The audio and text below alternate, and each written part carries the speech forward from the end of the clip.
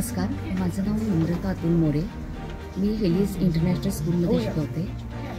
हा जो कार्यक्रम आत्ता घेतलेला आहे तो अतिशय अप्रतिम आहे आणि सुंदर आहे.